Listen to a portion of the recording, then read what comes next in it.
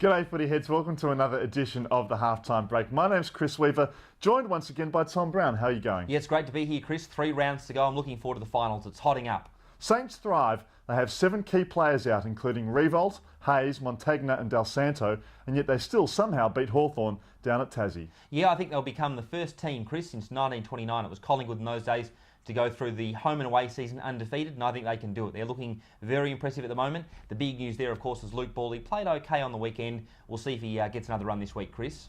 The Doggies, they stumble, however, against West Coast at Docklands. 32 scoring shots to 22, and they still go down by 5 points. Yeah, it was a surprise result, Chris. The Dogs are up and they're a bit down at the moment. They risk an away final against Brisbane or Adelaide if they continue in this bad patch of form. But of course, they can remedy the situation this weekend. I think they're going okay, Chris, and they just need to find a bit of form. 4th year in a row, though, that they've struggled in the second half of the season under Rodney Eade. And who wants to be in the top 8? Hawthorn and Port Adelaide both lose. Essendon snatch a draw from the jaws of victory, while Sydney surprise everyone. Yeah, Sydney are back in contention. You wouldn't have thought it 4 weeks ago. They were talking about rebuilding, but it's a great opportunity for one of those clubs, including Essendon and Hawthorn and Sydney, to put their hand up and grab that opportunity, because it's still a spot in the finals, Chris, and who knows what will happen. I only had to beat Richmond last weekend, but still, they're back in their reckoning. And finally this week, Gary Lyon. Will he or won't he come into the coaching choices? Yeah, he'll either go down the Gerard Healy path, where he'll sort of dabble with the idea but never actually do it.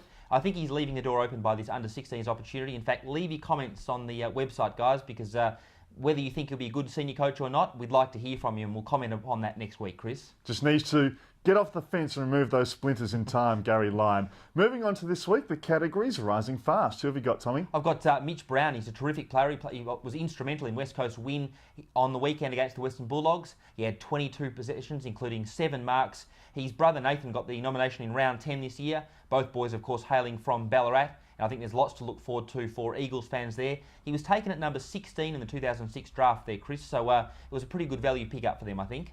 I'm going to go for another tall forward from West Coast this week. Josh Kennedy was part of the trade which saw Chris Judd move the opposite way to Carlton at the end of 2007. We built up Chris Maston a few weeks ago. It's Josh Kennedy's turn this week. 4 goals against the Doggies, and he's been in good form recently despite an injury-hit midfield. Yeah, I think it's a good call, Chris. Moving on then to the sinking ship, I can think of one player this week who's been a benefit to 2 sides, Tommy, who's just announced his retirement. Well, he's quite a big ship because he's quite big in stature, but Stuart Dew called an end to his career today. It was, of course, the 2nd retirement call. He won't go overseas this time and come back, he said, although he joked that perhaps the Gold Coast would make him an offer. He's had a terrific career, like you said, Chris, 2 premierships to his name, and we bid Stuart Dew adieu, but I think he's had a terrific career, Chris. Yeah, taken late in the 2007 national draft by the Hawks. He did what was required and stood up on grand final day last year to help a young side across the line. Yeah, he's a man mountain.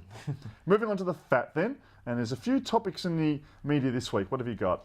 I think the priority pick is going to continue, Chris, a bit tongue-tied there, to become a big issue this week. The Gold Coast that's been confirmed today will get picks 1, 2 and 3 in the upcoming national draft. Melbourne will still get their priority pick at number 4, which means the Gold Coast will get 9 out of the top 15 selections and then the first selection each subsequent round. So if the Gold Coast aren't a good team in a few years' time, Chris, I'll tell you what, I may as well give up this game. Well, it won't affect Melbourne because it's for the 2010 national draft. Melbourne's supposed priority pick still at this stage would remain unaffected in 2009. It is the big issue though, and we'll hear more about it. Gold Coast to take 9 of the top 15 is suspected at this stage in 2010.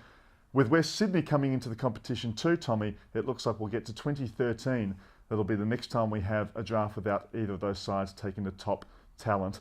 And finally this week, the game of the week. There's a few to pick from. Yeah, there's plenty to pick from, Chris. I'm looking forward to Geelong versus Sydney on Saturday night. Of course, Geelong last Saturday night celebrating their 150th year with a big gala down at Geelong. It's time to get serious for them this weekend. They need to find some form. I think Scarlett will be back, which will assist them, and Johnson, my favourite player, Stevie J, should be fully fit, and it'll be interesting to see how Sydney go as well off the back of their recent run of fairly good form, Chris. So I'm looking forward to that contest up in Sydney on Saturday. We'll see if the Cats are good enough, I think. Good news too that Brad Altons is on the comeback trail. Brisbane versus the Western Bulldogs for mine. That's for a top 4 place, that game at the Gabba on Saturday night. Well, thank you for your company, footy heads. Leave your comments below if you agree with Tommy about various issues or not. We'll see you later, footy heads. Thanks, footy heads.